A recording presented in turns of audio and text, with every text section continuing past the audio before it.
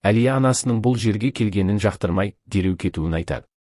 Ал Садакат болса Әлияның анасын менсінбей Стамбулға оралуын және отбасын ұятқа қалдырмауын талап етеді. Кейін Әлия Джиханға қиын балалық шағы туралы айтып береді. Ол анасының павильонда ән айтатынын және үйге жиі әртүрлі ер адамдарды әкелетінін айтады. Өсе келе, ер адамдар оған назар аудара бастағандықтан ол үйден қашып кетеді. Кейін мұғалімі Әлияны асырап алғысы келеді, бірақ анасы мұғалімнен үлкен ақша талап етеді. Әлияны өзіне алып қалу үшін мұғалімі үйін сатуға мәжбүр болады деп сөзін аяқтайды.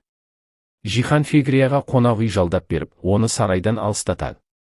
Келесі күні Садакат Джихан мен Нариенің алдында Әлияны қорлап, анасының жеңіл жүрісті екенін айтып бетіне басады. Ашуланған Әлия жұмысқа кетіп қалады. Шахин Зерин мен Каяның кездесуіне көмектеседі, бірақ олардың әңгімесі сәтсіз аяқталады. Кейін Кая Шахинге Нариенің күйеуімен ажырасып жатқанын айтады. Мұны естіген Шахин қатты қуанып, Наримен кездесуге бел буады. Джихан Фикрияға ұшақ билетін сатып алып, ақшасын ұсынады. Бірақ ол ешқайда барғысы келмейді.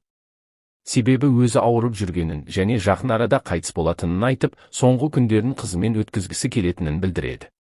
Садакаттың қолдауына сүйенген Оскан ажырасудан бас тартады.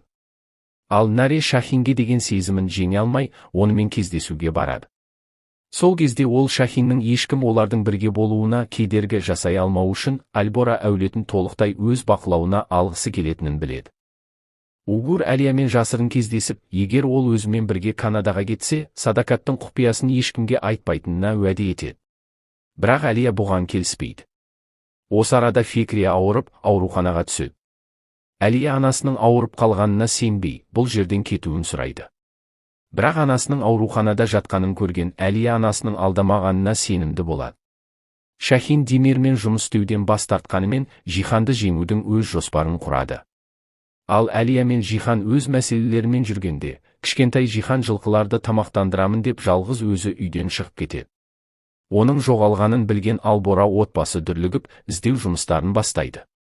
Бастапқыда бәрі кішкентай Джиханды Эжмелдің адамдары ұрлап кетті деп ойлайды. Бірақ кейін Джихан бұл іске Эжмелдің де, Угурдың да қатысы жоқ екенін анықтайды. Джихан оның жылқыларға кетті деп ойлап бәрі сол жаққа асығады. Олар кішкентай Джиханның өзенге құлағанын көреді.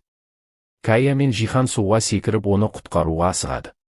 Әлия ұлының суға батып бара жатқанына шыдай алмай өзі құтқармақ болады. Ал Садакат Әлияны сабырға шақырып құшақтайды,